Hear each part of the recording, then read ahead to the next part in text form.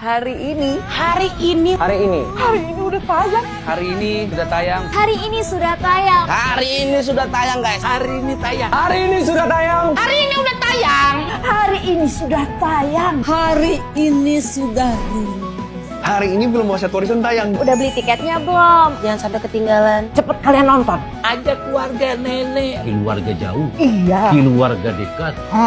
Kalau perlu, ajak tokoh-tokoh masyarakat. Mana postingan kalian kalau kalian udah nonton?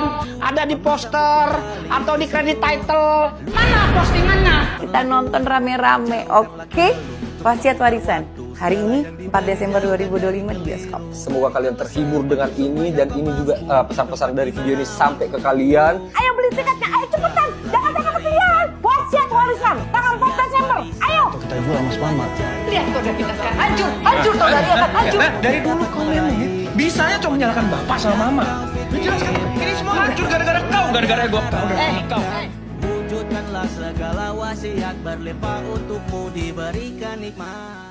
Pulang bukan hanya soal tempat nih, tapi tentang siapa yang menunggu kita di sana. Aduh please, ini gue rasa cocok banget nih film buat anak perantauan, anak yang terlalu sibuk sama dunianya, pekerjaannya, sampai-sampai dia tuh lupa nih buat merhatiin orang tuanya. Jangankan hanya kabar lewat telepon, pulang ke rumah orang tua aja rasanya tuh berat banget. Relate nggak? Film Wasiat Warisan yang baru aja gue tonton nih di bioskop. Film ini berhasil bikin gue ketawa ngakak nih, dan berhasil juga bikin gue sedih di pertengahan sampai di akhir. Film ini mengisahkan kisah 3 saudara yang harus melanjutkan bisnis hotel peninggalan orang tua mereka di tepi Danau Toba, sekaligus menghadapi kenyataan nih bahwa warisan tersebut ternyata diiringi utang yang selama ini nggak mereka ketahui. Derby Romero, Sarah Sechan, dan Astrid Tiar nih berperan sebagai 3 kakak beradik dari keluarga Batak asal Pulau Samosir. Ketiganya terlibat dalam konflik besar keluarga ketika harus memutuskan masa depan hotel peninggalan orang tua mereka tuh harus kayak gimana sih.